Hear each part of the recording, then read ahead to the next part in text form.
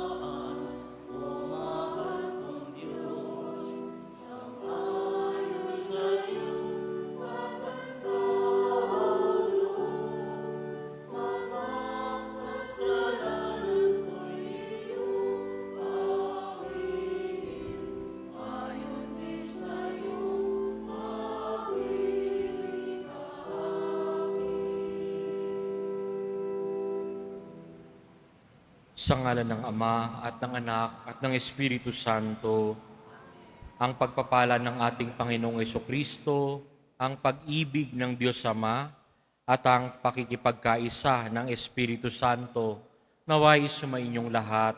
At sumaiyo rin. Mga minamahal na kapatid, mahalaga ang tubig sa ating buhay. Napakasarap uminom ng malinis at malamig na tubig kapag tayo'y nauuhaw. Sa ating ebanghelyo ngayon, ang malinis na tubig ay binabanggit ni Jesus upang ilarawan ang inilalaan niyang walang hanggang buhay para sa atin. Si Jesus lamang ang makapapawi ng ating pagkauhaw sa kaligtasan. Sa pagdiriwang natin ng Eukaristiyang ito, dumulog tayo sa Diyos upang tulad ng Samaritana, makasalo rin tayo sa tubig ng buhay na iniaalok ni Jesus. Upang tayo maging marapat gumanap sa banal na pagdiriwang, aminin natin at pagsisihan ang ating mga kasalanan. Inaamin ko sa makapangyarihang Diyos at sa inyo mga kapatid, na lubha akong nagkasala sa isip, sa salita at sa gawa, at sa aking pagkukulang, kaya isinasamo ko sa mahal na Birheng Maria, sa lahat ng mga anghel at mga banal, at sa inyo mga kapatid, na ako'y ipanalangin sa Panginoong ating Diyos. Kaawaan tayo ng makapangyarihang Diyos, patawarin tayo sa ating mga kasalanan, at patnubayan tayo sa buhay na walang hanggan. Amen. Panginoon, kaawaan mo kami. Panginoon, kaawaan mo kami. Kristo, kaawaan mo kami. Kristo, kaawaan mo kami. Panginoon, kaawaan mo kami.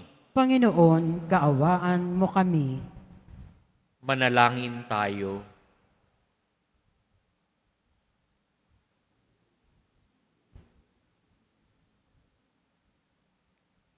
Ama naming makapangyarihan, ikaw ay maibigin at butihin sa tanan. Itinuturo mo na ang lunas sa kasalanan ay nasa kusang pagpapakasakit, pagdalangin at pagmamalasakit. Tunghayan mo ang aming pag-amin sa nagawang pagsuway upang sa pagpapatira pa ng aming budhi sa iyong harap, kami lagi mong maibangon dahil sa iyong pag-ibig na tapat. Sa pamamagitan ni Jesucristo, kasama ng Espiritu Santo, magpa sa walang hanggan. Amen. Magsiupo ang lahat.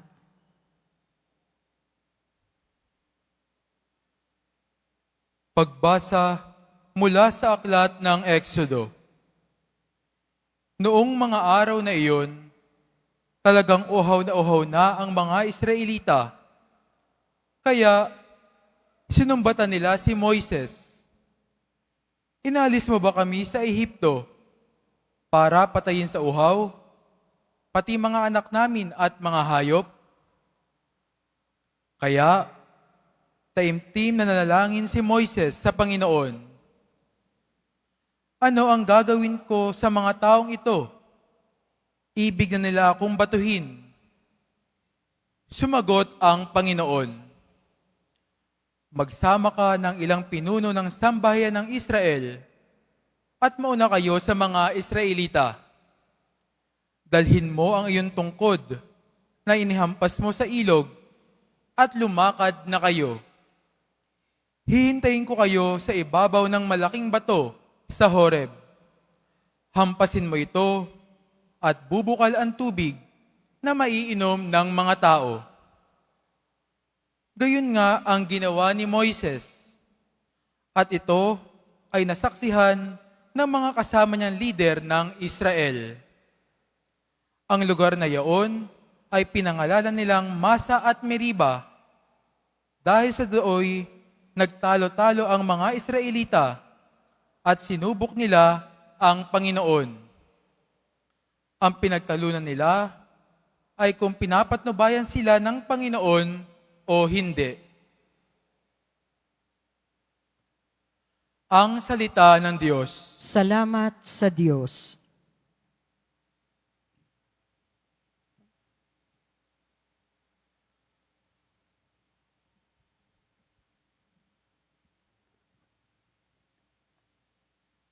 Panginooy, inyong dinggin, huwag niyo siyang salungatin.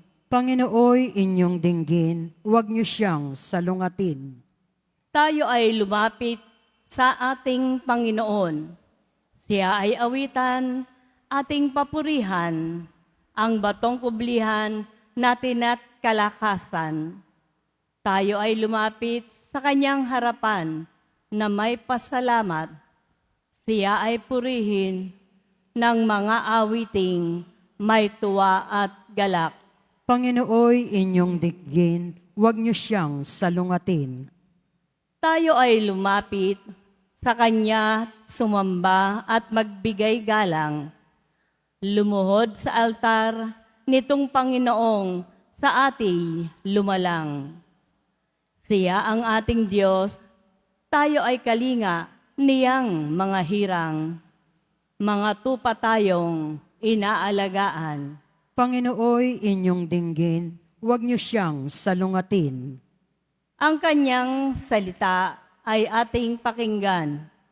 Iyang inyong puso ay huwag patigasin, tulad ng ginawa ng inyong magulang nang nasa Meriba, sa ilang ng masa. Ako ay tinuksot, doon ay sinubok ng inyong magulang. Bagamat nakita ang aking ginawang silang nakinabang. Panginooy, inyong dinggin, huwag niyo siyang salungatin.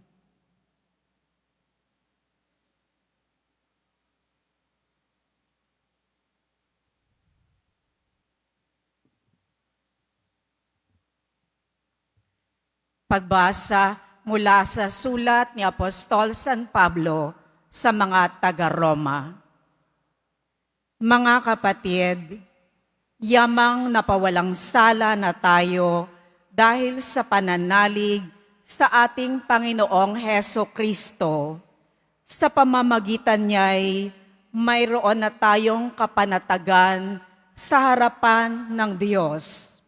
Sa pamamagitan nga niya'y tinatamasa natin ang kagandahang loob ng Diyos at lubos tayong nagagalak sa ating pag-asa na makakasama sa Kanyang kalwalhatian.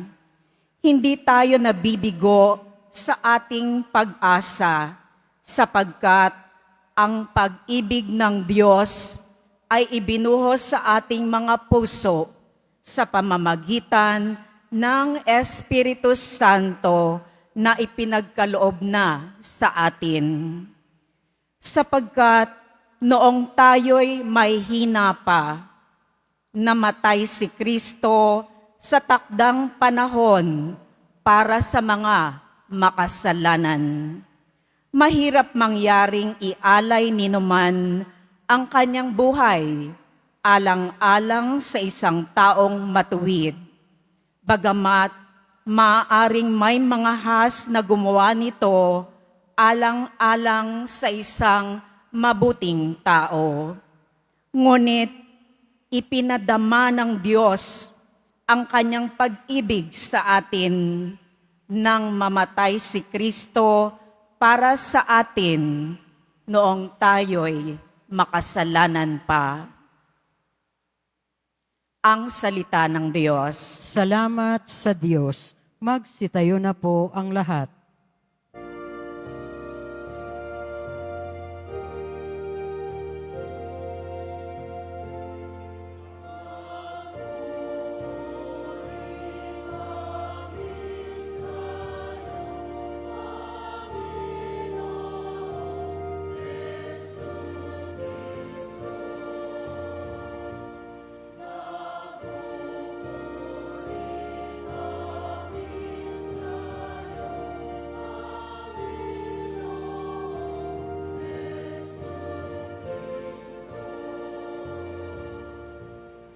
Aming pinananaligan, tagapagligtas ng tanan.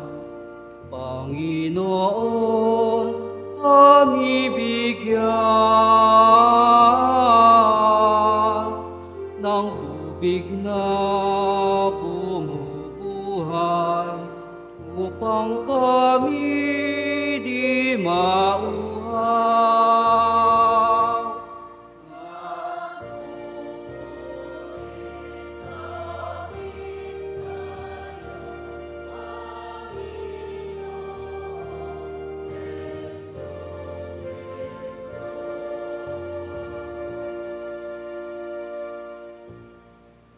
Sumainyo ang Panginoon. At sumaiyo rin. Ang pagpapahayag ng mabuting balita ng Panginoon ayon kay San Juan.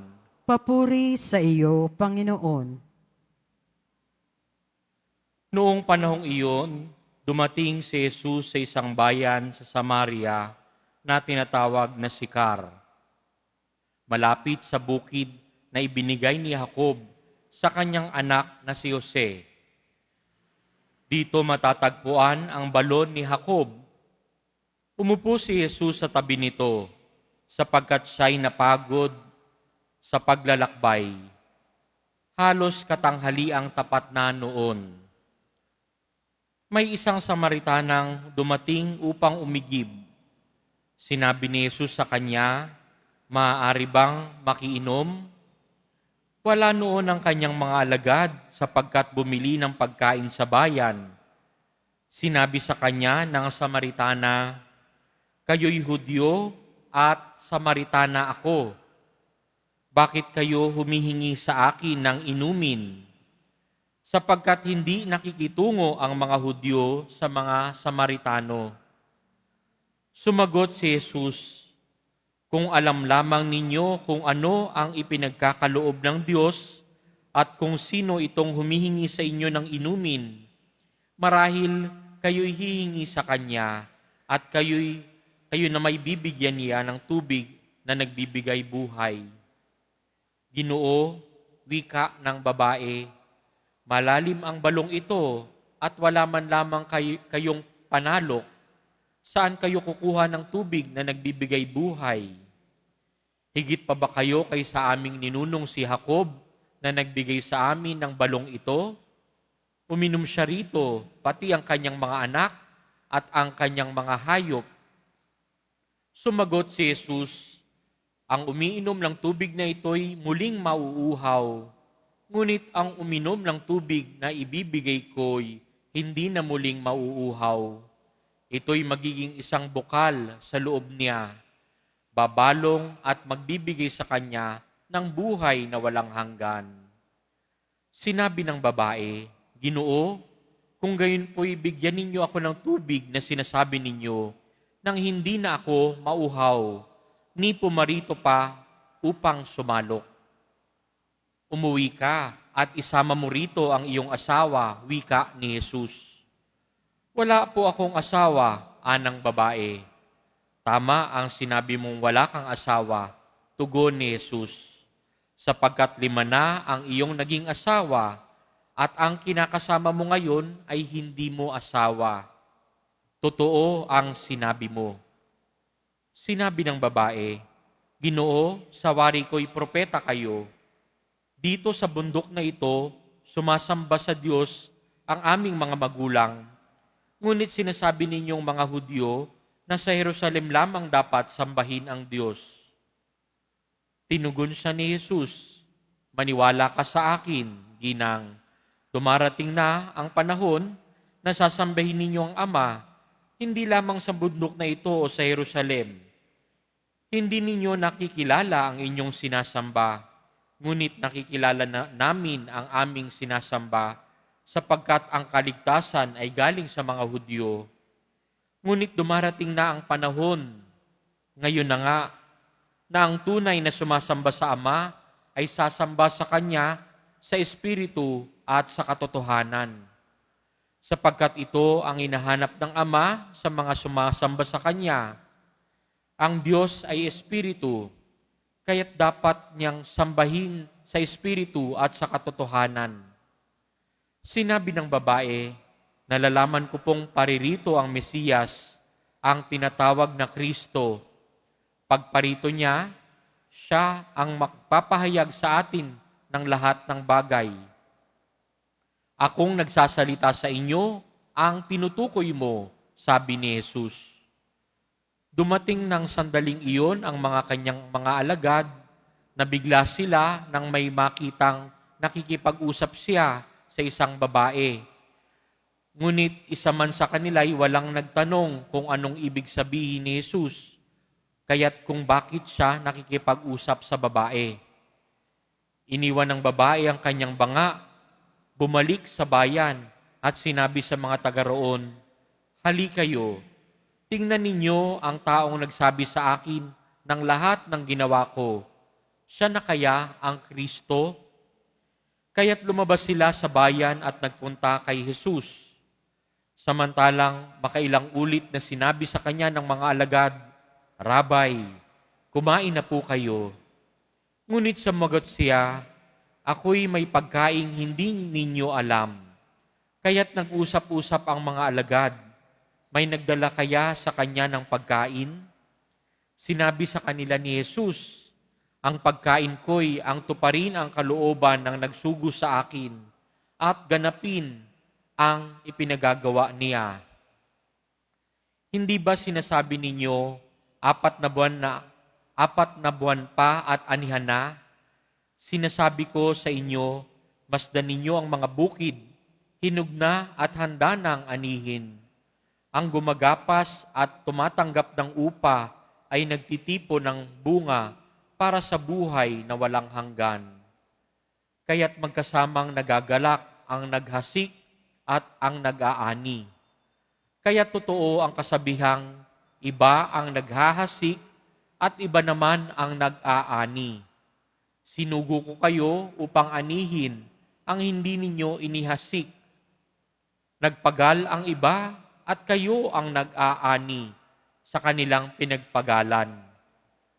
Maraming Samaritano sa bayang yaon ang sumasampalataya kay Jesus dahil sa patutuong ito ng babae. Sinabi niya sa akin ang lahat ng aking ginawa. Kaya't paglapit ng mga Samaritano kay Jesus, hiniling nila na tumigil muna siya roon at nanatili siya roon ng 2 araw. At marami pang sumampalataya nang mapakinggan siya. Sinabi nila sa babae, "Nananampalataya kami ngayon, hindi sa dahil sa sinabi mo, kundi dahil sa narinig namin sa Kanya. Nakilala naming siya nga ang tagapagligtas ng sanlibutan." Mga kapatid, ang mabuting balita ng Panginoon. Pinupuri ka namin, Panginoong Heso Kristo. Magsiupo ang lahat. Ngayon po'y katanghalian. Mainit at alam ko po'y uhaw na rin kayo. At sa ating pakikinig sa mabuting balita o ebanghelyo ngayong araw, napakahaba, no? Pero bigyan lang po nating pansin yung mga actions na ito. Unang-una, si Jesus pumunta sa balon kasi nauuhaw. Yung uhaw niya ay hindi lang pisikal na uhaw. Uhaw din siyang makipag-enkwentro sa babae, sa Samaritana. Napakinggan po natin, no? Hindi ho in good terms ang mga Hudyo at mga Samaritana. Meron ho silang hidwaan mula pa sa kanilang mga ninuno. Kaya, unang-una sa lahat, nabigla yung babae na pupunta at mag-iigib ng tubig. Alam niya na hindi ito Samaritano, ito'y isang estranghero, ito'y lalaki. At unang nagtanong at unang nakisalamuha si Jesus. Hindi yung babae yung unang nagsalita, si Jesus yung unang nagsalita, maaari bang makiinom? Sa kanilang pag-uusap, nalaman din natin na inutusan ni Jesus, umuwi ka. No? Umuwi ka. Kunin mo yung asawa at isama dito. At tama naman, nasabi ng babae, wala akong asawa, sapagkat nakalima na siya at ang kinakasama niya ngayon ay hindi niya asawa. Kung titignan po natin, inilahad lang ni Jesus yung buhay ng babae. Sa utak ng babae, tumatakbo na siguro na, naku, Alam na nito na nakalibang asawa na ako at ang kinakasama ko ngayon ay hindi ko asawa. Ito'y Hudyo. Bakit kinakausap ako nito? Alam niyang makasalanan ako. Hindi ko sinasabi pero alam na niya. Ganun po ang Mesiyas. Ganun po si Kristo. Ganun si Jesus Nazareno. Alam na niya yung ating mga kakulangan. Alam na niya yung kalokohan ng ating buhay. Alam na niya yung ating kasalanan. Hindi po siya nanghuhusga. Pero tinitignan niya ang bawat isa sa atin ng may pagmamahal, ng may habag ng Diyos. Yun po yung ating baunin sa ating ebanghelyo ngayon. Unang-una, si Jesus, uhaw na makaenkwentro ka, makaenkwentro ako, makaenkwentro ang bawat isa sa atin. Uhaw na uhaw siya na ialok din sa atin ang tubig na makapapawi ng ating uhaw. Ano iyon? Iyon ay ang relasyon natin sa Diyos. Ibinibigay niya yung relasyon na iyon na panghabang buhay. Hindi na tayo mauuhaw dahil sa katotohanan lang, ang ikinauuhaw po natin ay ang pag-ibig ng Diyos sa atin. Mula't mula pa lamang, ang Diyos ang naghahanap sa bawat isa sa atin. Kaya't handa niyang aalok sa atin ang pag-ibig niya. Tanggapin po natin ito. Sa Ebanghelyo makikita din natin na may lugar lamang kung saan pwedeng manalangin. No? Sinasabi nung Samaritana, dito sa aming lugar lamang, dito namin matatagpuan ng Diyos. Subalit sa mga Hudyo, sa Jerusalem daw. Sabi naman ng Diyos, sabi ni Jesus Nazareno, ito na yung panahon. Dahil ang Diyos ay Espiritu, hindi natin siya pwedeng ikulong sa isang lugar. Tulad na lamang ngayon, no? Marami po sa atin ang deboto sa Quiapo. Hindi ko kayo pinagbabawalang pumunta rito. Pero kung makakapunta kayo dito, well and good. Pero kung hindi kayo makakapunta, kung pinakamalapit na simbahan sa inyo ay dyan lang, ilang hakbang lang, naandun pa rin po ang Diyos. No? Iisang Diyos. Kung ano yung matatagpuan mo sa Quiapo, yun din po matatagpuan mo sa parokya mo. So, hindi nangangahulugan na kailangan sa Quiapo lang ako pupunta. O, may hiling ako, kailangan dun lang ako sa Baclaran, sa Our Lady of Perpetual Help. O, magta-travel ako, kailangan dun ako sa Antipolo magsisimba. Hindi naman po kailangan ganun. No? Sinasabi, pinaalalahanan tayo ng Diyos ay ating pagpupurihan dahil siya'y Diyos Espiritu at katotohanan. Kahit saan tayo, pwede tayong dalawin, bisitahin, at makipag-ugnayan ng Diyos sa atin dahil siya'y Espiritu at katotohanan. Sa pagkakataong ito, makikita natin sa katapusan ng ating ebanghelyo, ano ang nangyari sa babaeng iyon? Balik ba sa orihinal na ugali? Hindi, nagbago siya. Sa makatuwid, mga kapatid, kapag tayo'y nakasalamuhan ni Jesus, kapag tayo'y tumugon sa kanyang pag-ibig, makakapagpanibago ito ng buhay natin. Matututunan natin kung paano umibig ang Diyos. Dahil dadamhin natin kung paano tayo iniibig ng Diyos. At gano'n na lamang ang ating ipadarama sa ating mga nakakasalamuha. Dito sa loob ng simbahan, sa labas, sa ating tahanan, sa ating office, no? Sa ating buhay, araw-araw, dapat nating ipahayag yung natatanggap nating pag-ibig ng Diyos.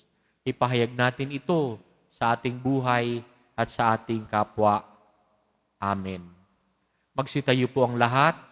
Sumasampalataya ako Sa Diyos amang makapangyarihan sa lahat na may gawa ng langit at lupa, sumasampalataya ako kay Hesu Kristo, iisang anak ng Diyos, Panginoon nating lahat. Nagkatawang tao siya lalang ng Espiritu Santo. Ipinanganak ni Santa Mariang Birhen, pinagpakasakit ni Poncio Pilato, ipinako sa krus na matay inilibing, nanaog sa kinaroroonan ng mga yumao, nang may ikatlong araw na buhay na mag-uli, umakyat sa langit, naluluklok sa kanan ng Diyos, amang makapangyarihan sa lahat. Doon magmumulang paririto at huhukom sa nangabubuhay at nangamatay na tao. Sumasampalataya naman ako sa Diyos Espiritu Santo, sa banal na simbahang katolika, sa kasamahan ng mga banal, sa kapatawaran ng mga kasalanan, sa pagkabuhay na muli ng nangamatay na tao, at sa buhay na walang hanggan. Amen. Mga minamahal na kapatid, si Jesus ang tubig ng buhay na nagbibigay sa atin ng buhay na walang hanggan. Manalangin tayo sa Diyos Ama upang tayo makasalok sa tubig na ito. Buong pagtitiwala nating idalangin, O Diyos, Ikaw ang aming tubig ng buhay. O Diyos, Ikaw ang aming tubig ng buhay. Tulungan mo ang mga pinuno ng aming simbahan upang maging daluyan sila ng tubig ng buhay sa kanilang paglilingkod sa kawang ipinagkaloob sa kanila. Manalangin tayo. O Diyos, Ikaw ang aming tubig ng buhay. Pukawin mo ang pagkauhaw sa tapat na naglilingkod ang aming mga pinunong nasyonal at lokal upang sila'y maging maawain at mapagmalasakit sa mga mamamayang kanilang pinaglilingkuran. Manalangin tayo. O Diyos, Ikaw ang aming tubig ng buhay.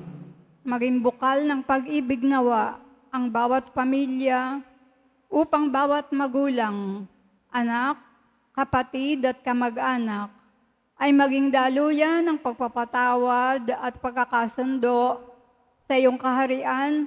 Manalangin tayo. O Diyos, Ikaw ang aming tubig ng buhay. Pasalukin mo nawa, Ama, ang aming mga minamahal na yumao ng tubig ng buhay na walang hanggan sa iyong kaharian. Manalangin tayo. O Diyos, Ikaw ang aming tubig ng buhay.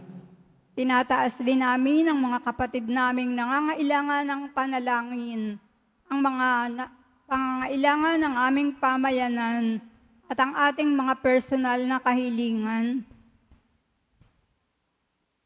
Manalangin tayo. O Diyos, Ikaw ang aming tubig ng buhay. Upang mamayani ang kapayapaan sa gitnang silangan at sa buong mundo, at ipagadya nawa ang sangkatauhan sa karahasan, kasakiman, at pang-aabuso ng kapangyarihan na nagdudulot ng paghihirap at kamatayan sa marami. Manalangin tayo. O Diyos, Ikaw ang aming tubig ng buhay. Upang ang lahat ng mga nagdurusa dahil sa kalupitan ng digmaan at daglian ng makaranas ng kapayapaan at mabuhay ng may kapanatagan at kalayaan. Manalangin tayo. O Diyos, Ikaw ang aming tubig ng buhay. Pawiin mo ang aming malalim na pagkauhaw, Ama, upang kami rin maging daluyan ng iyong biyaya sa pamamagitan ni Jesucristo na aming tagapagligtas at tubig ng buhay. Amen. Magsiupo ang lahat.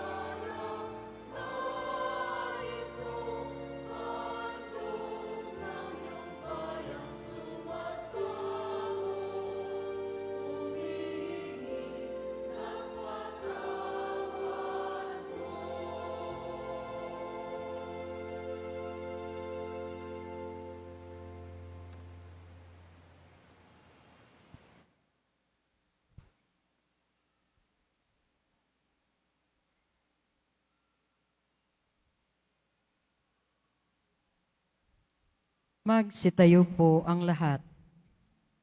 Manalangin kayo mga kapatid upang ang paghahain natin ay kalugdan ng Diyos amang makapangyarihan. Tanggapin nawa ng Panginoon itong paghahain sa iyong mga kamay, sa kapurihan niya at karangalan sa ating kapakinabangan at sa buong sambayanan niyang banal. Ama naming lumikha, kalugdan mo ang aming paghahain upang ang mga kasalanan naming inihihingi ng kapatawaran sa iyo ay matutuhan din naming ipatawad sa kapwa-tao sa pamamagitan ni Jesucristo kasama ng Espiritu Santo magpa sa walang hanggan. Amen.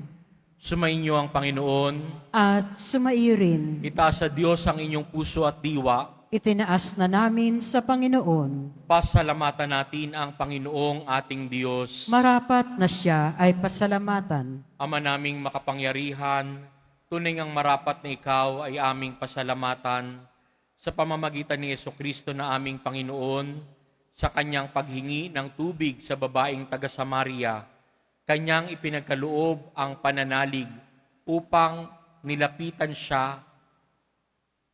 ang nilapitan niya ay sumampalataya. Sa pagkauhaw ng iyong anak, kanyang masidhing hinahangad na ang pag-ibig mo'y may pakilala sa mga sumasampalataya sa kanya. Kaya kaisa ng mga anghel na nagsisiawit ng papuri sa iyo, nang walang humpay sa kalangitan, kami nagbubunyi sa iyong kadakilaan.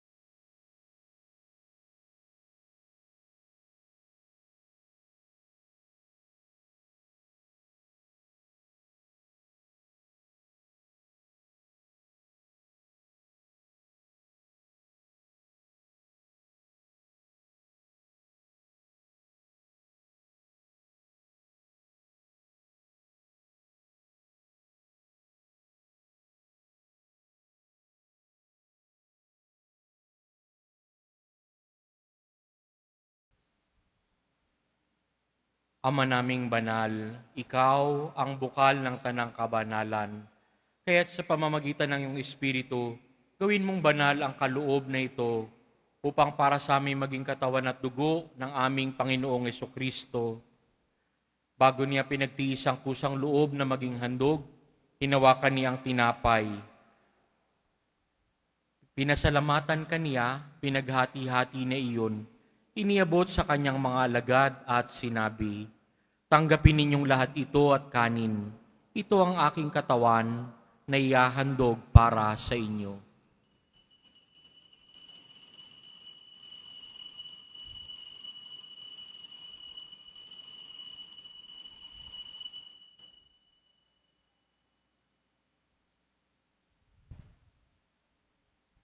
Gayun din naman, noong matapos ang hapunan, hinawakan niyang kalis.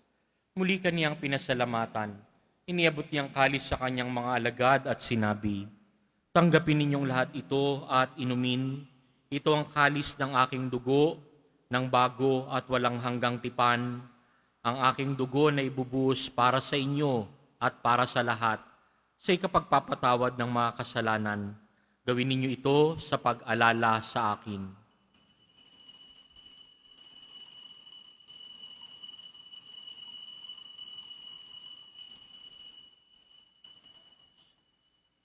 Magsitayo po ang lahat. Ipagbunyi natin ang misteryo ng pananampalataya. Si Kristo'y namatay, si Kristo'y nabuhay, si Kristo'y babalik sa wakas ng panahon. Ama, ginagawa namin ngayon ang pag-alala sa pagkamatay at muling pagkabuhay ng iyong anak. Kaya't iniaalay namin sa iyo ang tinapay na nagbibigay buhay at ang kalis na nagkakaloob ng kaligtasan. Kami nagpapasalamat dahil kami iyong minarapat na tumayo sa harap mo para maglingkod sa iyo. Isinasamo namin kaming magsasalo-salo sa katawan at dugo ni Kristo ay mabuklod sa pagkakaisa sa pamamagitan ng Espiritu Santo. Amalingapin mo ang iyong simbahang laganap sa buong daigdig. Puspusin mo kami ng pag-ibig, kasama ni Leon na aming Papa, at ni Jose na aming Obispo, at ng Tanang Kaparian. Alalahanin mo rin ang mga kapatid naming nahimlay, nang may pag-asang sila'y muling mabubuhay, gayon din ng lahat ng mga pumanaw, lalo na po ang ating pinapalangin sa misang ito, kasama na po ang ating mga yumaong mahal sa buhay.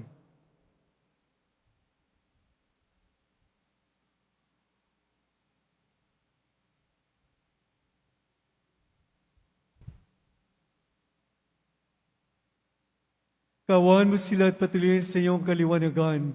Kawan mo at pangindapating kaming lahat ang makasalo sa iyong buhay na walang wakas. Kaysa ng mahal na Berheng Maria na ina ng Diyos, ng kabiyak ng puso niyang si San Jose, kaysa ng mga apostol ni San Juan Bautista, at ng lahat ng mga banal na namuhay dito sa daigdig ng kalugod-lugod sa iyo, may pagdiwang nawa namin ang pagpupuri sa ikararangal mo sa pamamagitan ng iyong anak na aming Panginoong Hesu Kristo.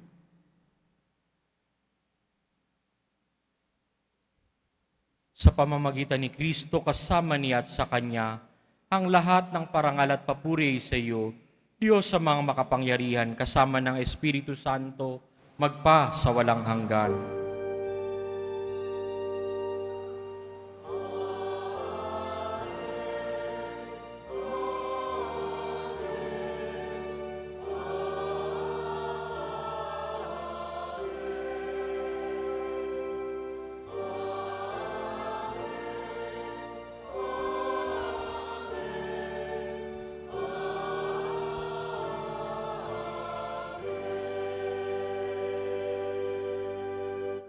Lakas loob nating dasalin ang itinuro sa atin ni Jesus.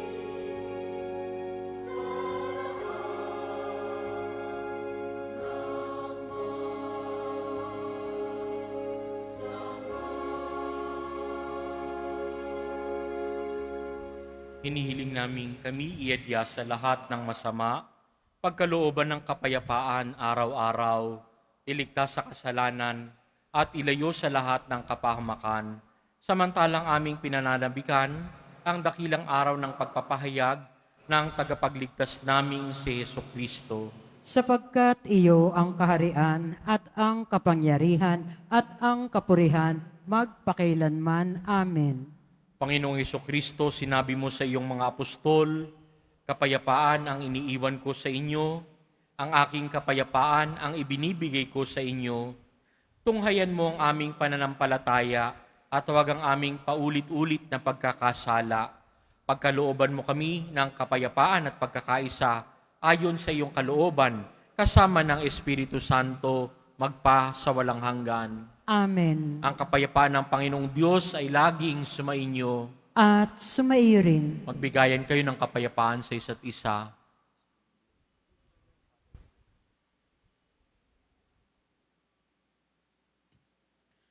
Kordero ng Diyos na nag-aalis ng mga kasalanan ng sanlibutan, maawa ka sa amin.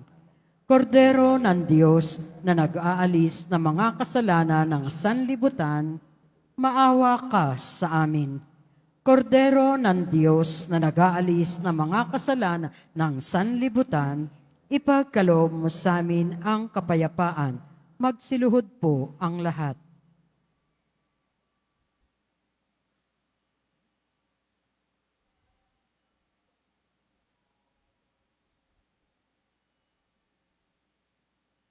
Ito si Jesus, ang kordero ng Diyos na nag-aalis ng kasalanan ng sanlibutan. Mapapalad tayong inaanyayahan sa kanyang piging. Panginoon, hindi ako karapat-dapat na magpatuloy sa iyo, ngunit sa isang salita mo lamang ay gagaling na ako.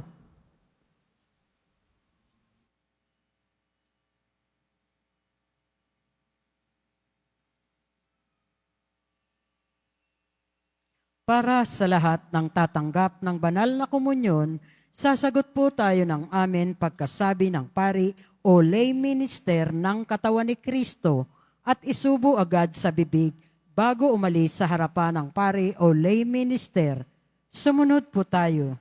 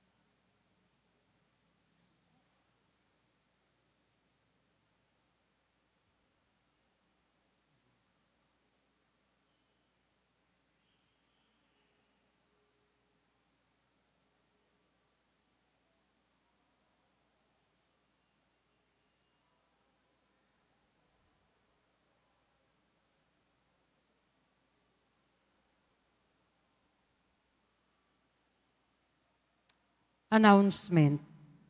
Ngayong panahon ng Kwaresma, tayo po ay tinatawag na dagdagan ang ating pagsasakripisyo, pananalangin at pagkakawanggawa.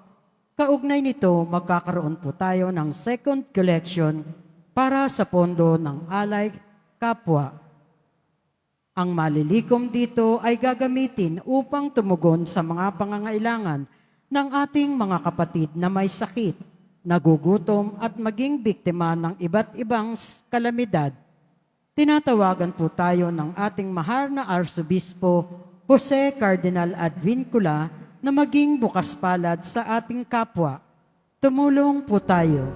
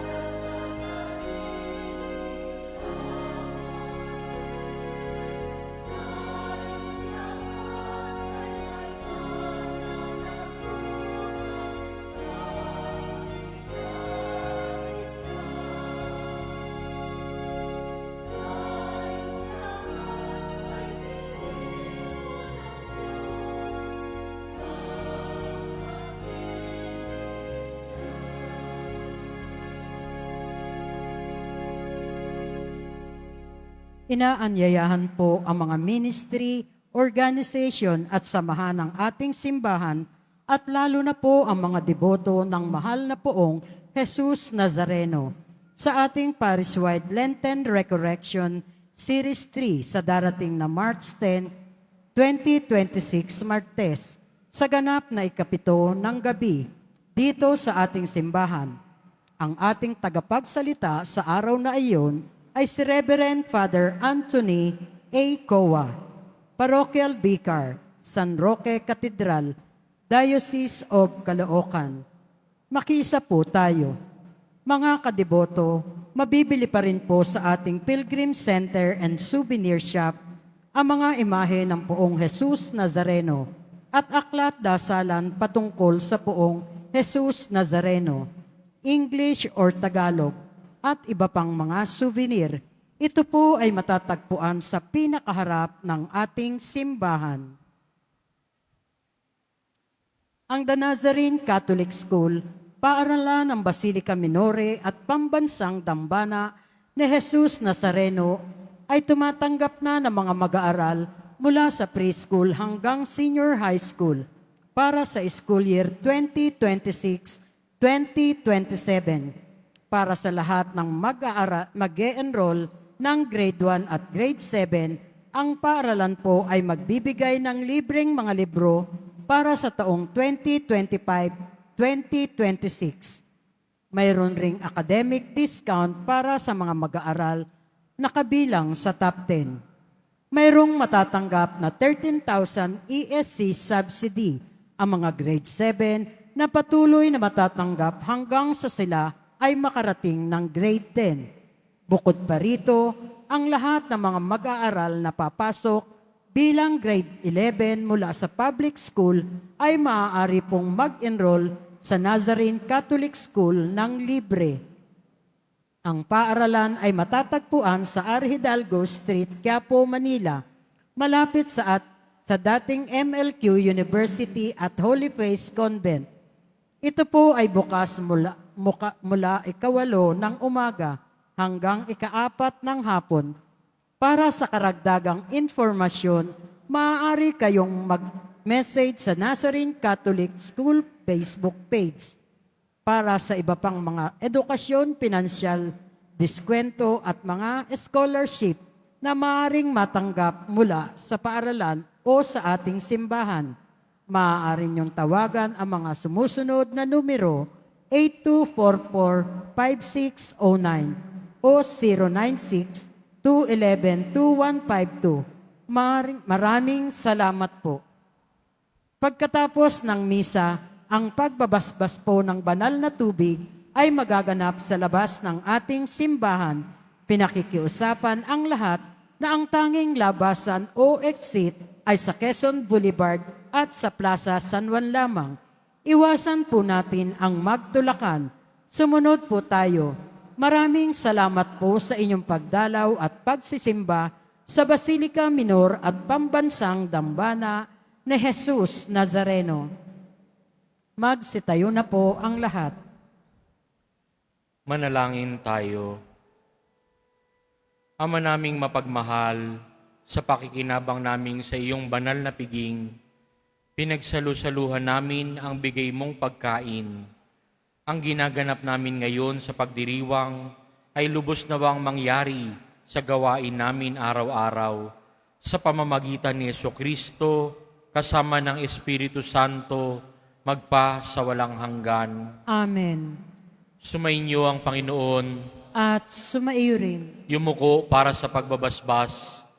Mahal na pong Jesus Nazareno, inihayag mo sa pamamagitan ng krus ang walang maliw na pag-ibig ng Diyos sa sangkatauhan. Pakinggan mo ang kahilingan lalo na para sa mga nangangailangan ng iyong tulong at awa. Makamtanawa namin ang iyong kasagutan na may utang na loob na tinatanaw. Basbasan din po ninyo itong mga imahen at dasalan upang lalo kaming manalangin at magtiwala. Sa pamamagitan ng bendisyon na ito, naway lalo kaming maging mapaglingkod, masunurin at tapat sa iyo na aming maluwalhating Panginoon, magpa sa walang hanggan. Amen. At pagpalain kayo ng mapagmahal na Diyos, Ama, Anak, at Espiritu Santo. Amen. Humayo kayong taglay ang kapayapaan at pag-ibig ng Poong Jesus Nazareno. Salamat sa Diyos.